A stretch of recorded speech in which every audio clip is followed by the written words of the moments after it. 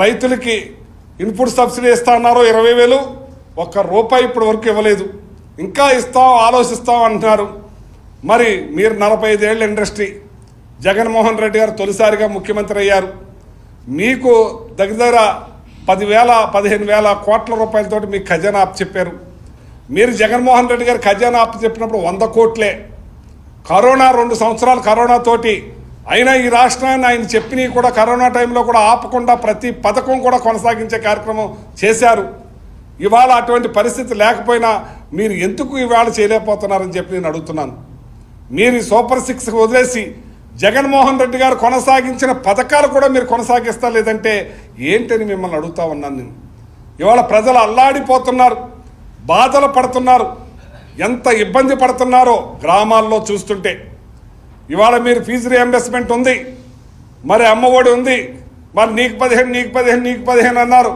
అమ్మ నీకు 18 అన్నారు. ఇవాళ ఈ 15 లేదు, 18 లేదు. ఇవాళ ఆ రోజున ఎన్నో మాటలు అన్నారు. ఈ రాష్ట్రం శ్రీలంక అయిపోతుంది. అబద్ధాలు ఎందుకు మాట్లాడతారండి? 15 లక్షల కోట్లు అన్నారు, 12 లక్షల కోట్లు అన్నారు, 10 లక్షల కోట్లు అన్నారు. ఇవాళ 6 లక్షల చిల్లర కోట్లే అప్పు ఉంది. అందులో 2,50,000 కోట్ల అప్పు మీదే. ఇవన్నీ కూడా వాస్తవాలు మొన్న మీ ఫైనాన్స్ మినిస్టరే బయట పెట్టడం జరిగింది. ఎందుకు ఈ అబద్ధాలు, ఎందుకు ఈ బురద? ల్యాండ్ టైటిలింగ్ యాక్ట్, ఈ ల్యాండ్ టైటిలింగ్ యాక్ట్ ఎప్పుడు వచ్చిందండి? నిన్న కూడా మాట్లాడారు మీరు ల్యాండ్ టైటిలింగ్ యాక్ట్ గురించి. ల్యాండ్ టైటిలింగ్ యాక్ట్ మీ టైంలోనే వస్తే ఇదే మీ ఫైనాన్స్ మినిస్టర్గా ఉన్న అప్పుడు ఎమ్మెల్యేగా ఉన్న మీ పయ్యావుల కేశవ్ గారు ల్యాండ్ టైటిలింగ్ యాక్ట్ చాలా మంచిది, కేంద్రం ఇచ్చింది ఇది, ఈ కేంద్రం మనం నెరవేర్చాలి చేయాలని చెప్పి మీరు చెప్పి అప్పుడు మేము వస్తే దాన్ని మేము కంటిన్యూ చేస్తే దాని మీద బురద జిమ్మి దాని ఆస్తులు ఏదో తాకట్టు పెడుతున్నారని చెప్పి అబద్ధాలు చెప్పి మళ్ళీ పేరు మార్చి అదే ల్యాండ్ టైటిలింగ్ యాక్ట్ మీరు నడిపిస్తున్నారు కదా. ఇప్పుడు మీరు రాజకీయంగా మాట్లాడిన అబద్ధాలు, ప్రజలకి కళ్ళబొల్లి మాటలు చెప్పి మాటలు చెప్పి మాయ చేసి ఇవాళ ఎంతమంది విద్యార్థులు డిగ్రీ చదవాల్సిన వాళ్ళు, ఇంజనీరింగ్ చదవాల్సిన వాళ్ళు, డాక్టర్ చదవాల్సిన వాళ్ళు మధ్యలో ఆపేసే పరిస్థితికి ఎందుకు వచ్చింది? 75,000 ఉండే మెడికల్ కాలేజీ మరి ఫీజుని ఇవాళ 1,20,000 పెంచేశారు మీరు. ఈ 1,20,000 కట్టలేక ఎంతోమంది డ్రాప్ అవుట్ అవుతున్నారు. మళ్ళీ కూలి బాట పట్టారు, పొలం బాట పట్టారు, పనుల బాట పట్టారు. వాళ్ళ కుటుంబాల పరిస్థితి ఏంటి? అదే రాజశేఖర రెడ్డి గారు ఫీజు రీయింబర్స్మెంట్ ప్రకటించినప్పుడు ఏదైతే చెప్పారో అది చేశారు. తనయుడిగా 4 అడుగులు ముందుకేసి ఇవాళ అమ్మఒడిని తీసుకొచ్చి పేద విద్యార్థులందరూ కూడా చదివేలాగా ఇంగ్లీష్ మీడియం బైజూస్ యాప్ తీసుకొచ్చి మరి కేంద్రం సిలబస్ తీసుకొచ్చి ఎన్నో రకాల చదువులకి నాంది పలికిన జగన్మోహన్ రెడ్డి గారిని అన్నీ కూడా తుస్తమనిపించారు మీరు. పేద ప్రజలు చదువుకుంటాం మీకు ఇష్టం లేదా అని అడుగుతున్నాను నేను. వాళ్ళ కుటుంబాల పైకి రావటం మీకు ఇష్టం లేదా అని అడుగుతున్నాను.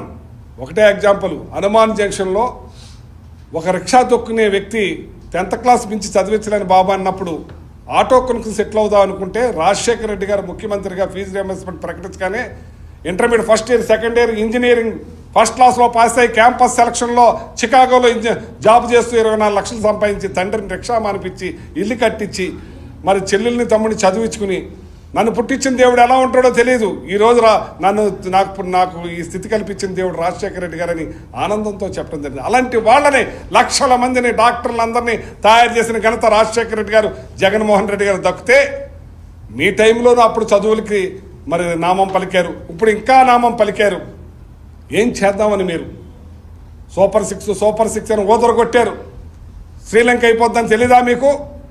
మళ్ళీ అసెంబ్లీలో భయం వేస్తుంది చూస్తుంటే అంటున్నారు.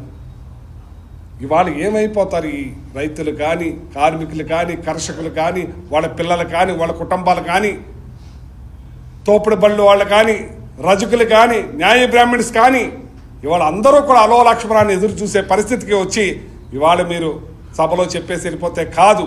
ఒకసారి వెనక్కి తిరిగి జగన్మోహన్ రెడ్డి గారు చిన్నవాడే అని ఈ పథకాలు ఎలా నెరవేర్చారు, ఈ పనులు ఎలా చేశారు, ఈ కార్యక్రమాలు ఎలా వచ్చినాయి అని నెరవేర్చే కార్యక్రమంలో మీరు ఉండాలని చెప్పి కోరుకుంటున్నాను.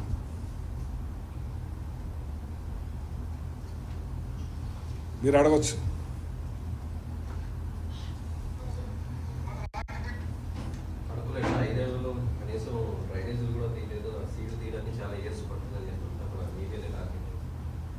అలాగే అక్కడ లోకల్గా ఉన్న ఎమ్మెల్యే ఆయన ధన దాహంతో నిండిపోయి డబ్బే ప్రాధాన్యతతోటి కోడిపందాలు ప్యాకాట్లు అన్నీ ఆడిచ్చే కార్యక్రమం చేస్తున్నారు. మా టైంలో అవార్డులు కూడా తీసుకున్నాం మున్సిపాలిటీలో. నేను జడ్పీ చైర్మన్గా ఉన్నప్పుడు శానిటేషన్ విషయంలో మన జిల్లా మీ అందరికీ తెలుసు, గట్టిగా పట్టుకుంటే ఫస్ట్లో వచ్చాం. అప్పుడు నిర్మల పురస్కార గ్రామాలు, తర్వాత ఇంకా బాగా చేస్తే ఇండియాలో 8th ప్లేస్ వచ్చాం. ఇంకా ఎందుకు మనం ఫస్ట్ రాకూడదని చెప్పి హర్యానా టూర్ కూడా పెట్టాం. మన ప్రెసిడెంట్లని జడ్పీటీసీలు అందరినీ అధికారులని. ఇండియాలో నేను మధ్యలో తణుకు ఎమ్మెల్యేగా వెళ్ళిపోవటం వల్ల 3rd ప్లేస్ వచ్చామని చెప్పి మన గవర్నర్ తోటి అవార్డు కూడా అందుకున్నాం, రాష్ట్రపతి తోటి అవార్డు కూడా అందుకున్నాం. ఇన్ని కార్యక్రమాలు మేము చేసి చూపించాం. ఇవాళ ఈ సింగపూర్ నుంచి వచ్చిన ఆయనకి ఏం తెలుసని నేను అడుగుతున్నాను. నేను శానిటేషన్ విషయంలో కానీ, ప్రజల విషయంలో కానీ, రైతుల విషయంలో కానీ మేలు చేసే కార్యక్రమంలో ముందున్నాం. కరోనా టైంలో కూడా గ్రామాల్లోనే ఉండి తిరిగి అందరినీ కూడా కాపాడుకున్నాం. మేము ఎక్కడో దోకలేదని చెప్పి ఈ సందర్భంగా తెలియజేస్తా ఉన్నాను.